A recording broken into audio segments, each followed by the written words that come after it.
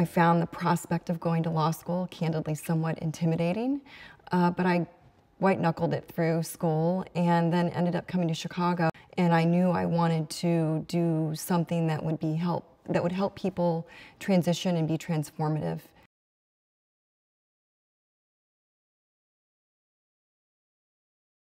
I had been practicing family law in Chicago for a couple years before I moved to Schiller DuCanto Fleck, and it was a very easy decision for me to make. I think Schiller DuCanto Fleck is unique amongst family law firms in our community because we really are a family. Whether it's a difficult practice, and I think having a familial environment that we have the ability to work in and day out makes a huge difference to all of us. It makes us better lawyers, it makes us better people, and it makes us more effective in the stamina that we need to represent clients in really difficult cases.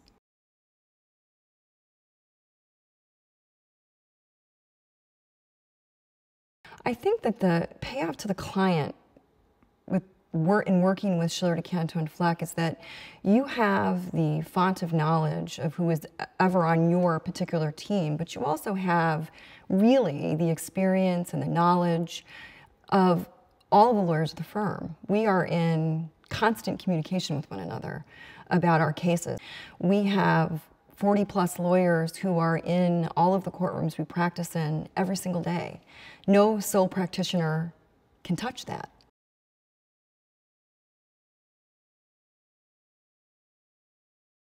The hardest part of our practice is that we touch people every single day that are in pain, that are in crisis, that are at a low point.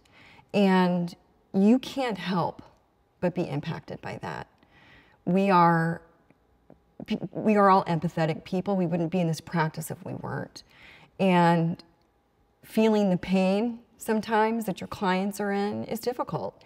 And we work hard to stay professional and to look at everything from 30,000 feet and not sort of get into the proverbial boat with our clients, but we really do truly care about them.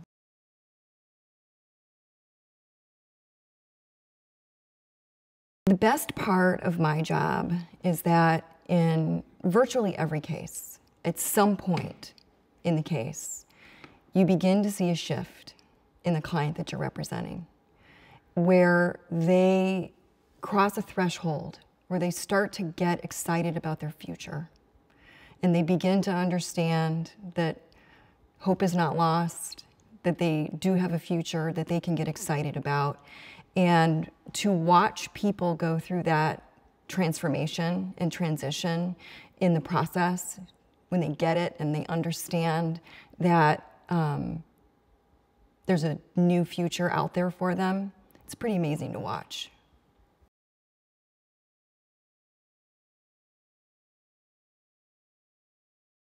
I had a client who was married to a man who was a complicated individual, to say the least.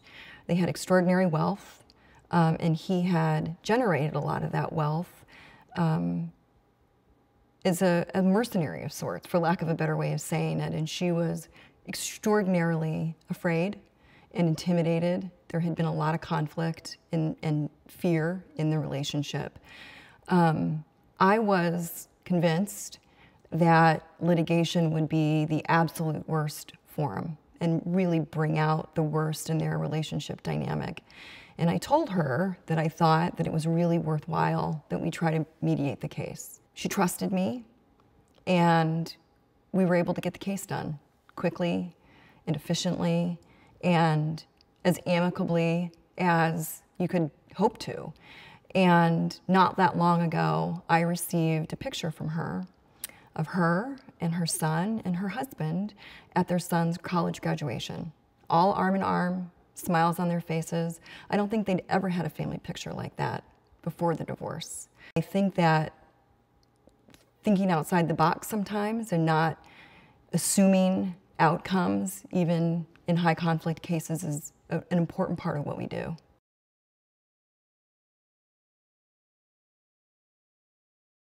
I think it's really important for clients in a divorce case to be very educated consumers.